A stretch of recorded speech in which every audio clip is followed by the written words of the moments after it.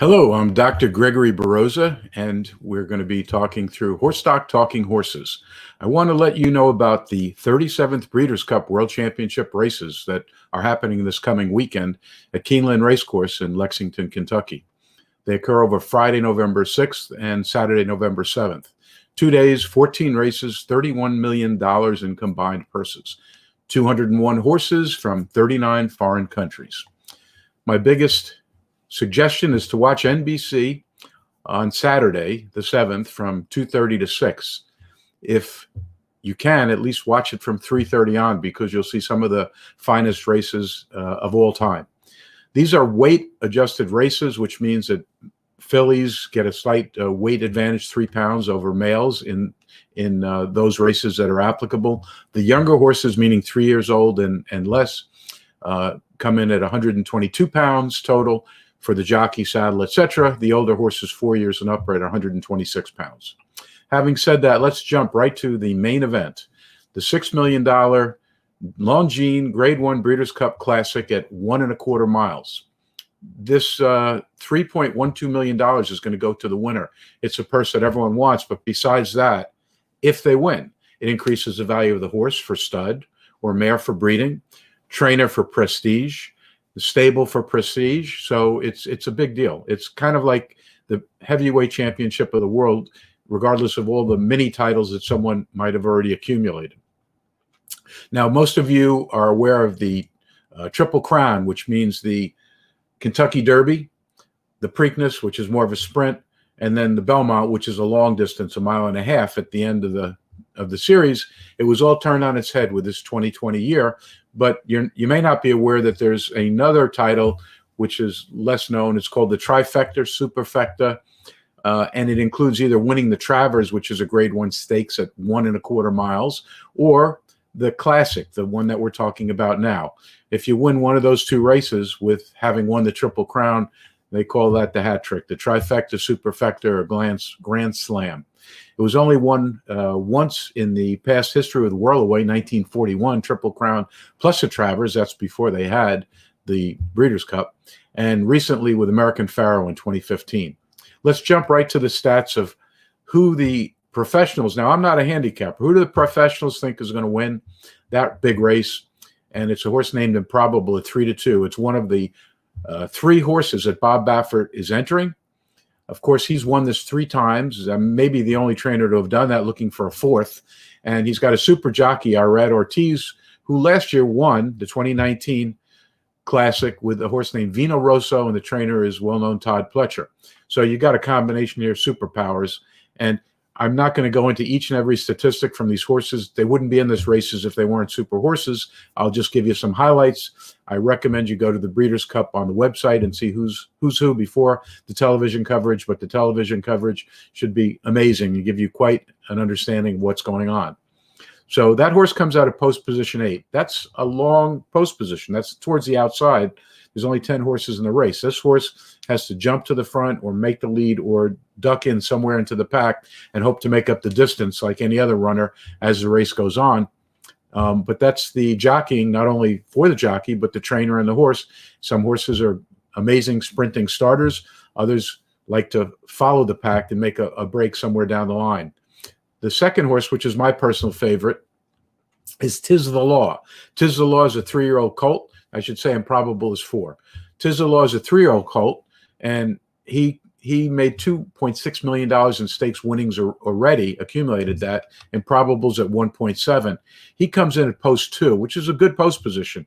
It's towards the inside, but it's a good post position. Some people don't like to be too close in because sometimes the going is softer there. The horses are continually running over that during the course of the day. They don't like to start there.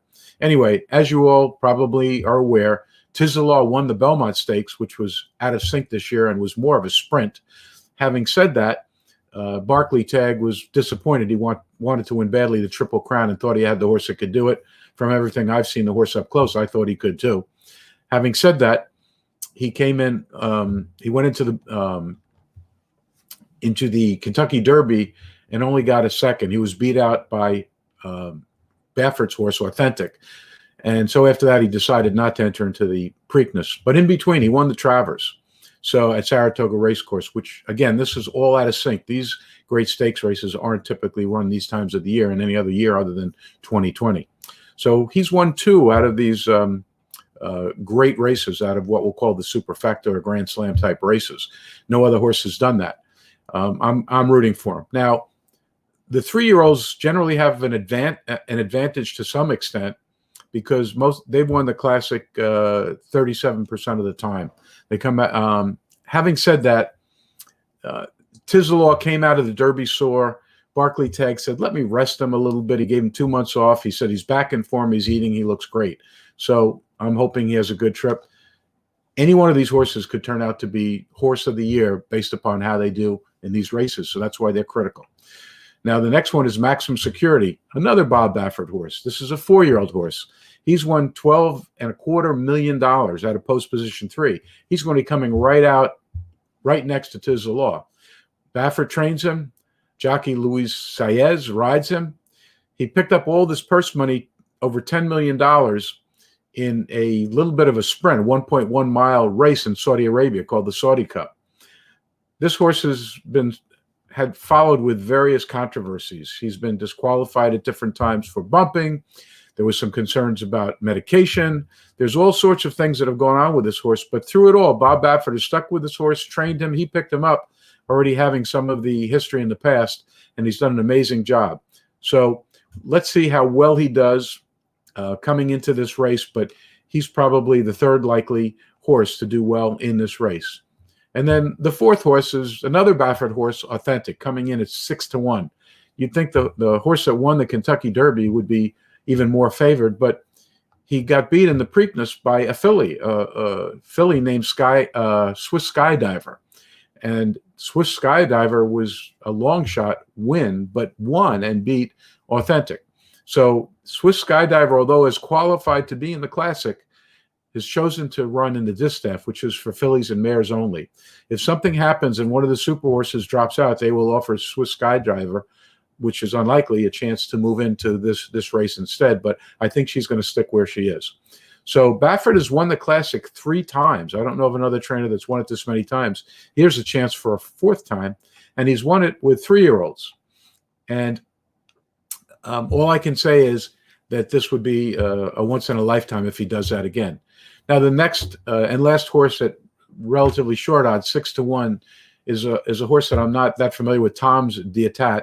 It's a 7-year-old colt. That's a little bit old. He won $1.7 million in purses. He's out of post 4, got a good shot. He's being trained by Al Stahl, who in 2010 won this race with Blame, ridden by Joel Rosario, who in 2018 won the Classic with a horse named Accelerated, trained by a different trainer, Sadler. So this horse is a potential threat outside of the Baffert horses and outside of the Barclay Tagg. Those are the ones that I would say have the greatest shot for winning. He comes out of post 4, as I said. The next horse, which is a little bit more of a long shot, Tacitus, is a 4-year-old colt trained by Hall of Fame trainer Billy Mott. Billy wouldn't waste his time coming here if he didn't think he had a shot. I don't think he's got as good a one. He may come into the money. There's a lot of money here, even for a 2nd or 3rd place. But Billy has won the distaff 5 times, not this race, but the race for fillies. So he does know how to train a horse, prepare a horse, and we will see what happens here. But 3-year-olds have a shot at winning this 1/3 of the time. Now, Baffert won it in 2014 with a horse named Bayern, B-A-Y-E-R-N, 3-year-old.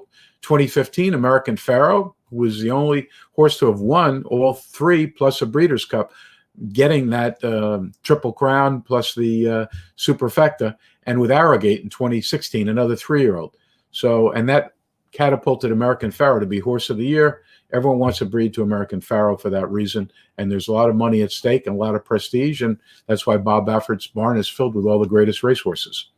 Now, the next race I want to bring your attention to, only because it's going to be a super race and there's a great story behind it, post time at 3:54 p.m., so before 4 o'clock. That's why I say you got to get on the TV at 3:30 at the latest, is a horse named Swiss Skydiver. This is a horse that's trained by Kenny McPeak, who I've met. He's a hell of a nice guy. He's been doing this forever. It's his turn to get the recognition. Jockey Robbie Alvarado. This filly has won $1.8 million. She's done everything right. She beat Authentic, Preakness. And one of the amazing statistics that I picked up is that she came second in the time of the Preakness to Secretariat in 1973. He holds a record of 153, and she holds it at 153.28. Super, super fast on the same racetrack. Amazing record, a horse to look at, to beat. If she wins this race, depending upon what the boys do in the Classic, she could be Horse of the Year honors. It has been given before to other mares like Zenyatta and Rachel Alexander. So let's see what happens here. Her big competition is a horse named Menominee Girl, a 5-year-old mare, a little bit older, winning $3.4 million in purses. She's coming out of post 10, which is a little bit far out. Good trainer, Brad Cox. Good jockey, Florent Giroux. And this is the race favorite. This is who all the people that analyze races, that handicap them, are thinking could win. This horse won it in 2018. She's already won this race. And she had to sit out 2019 as a 4-year-old because she came down with a GI upset called colic. And then after resting a period of time to get back into some training shape, when she went back to start her races, she pulled a muscle. So she's going to be a viable competitor, and that's going to be the story you're going to hear about these two horses. They're going to be matched up who's going to win. Now, the next 4 that I'm going to mention all have a shot, but not as good a shot as the other 2 that I said.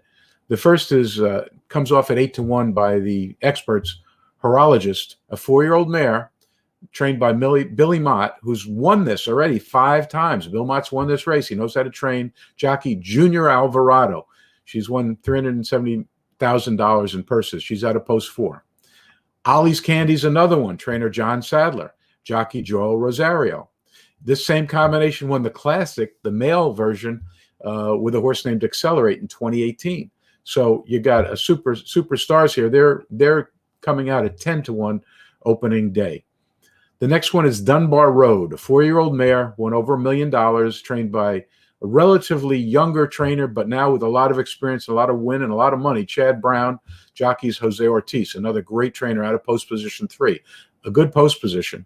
And Valiance, a 4-year-old mare, winning just under $500,000. Trainer Todd Pletcher, who's won this twice.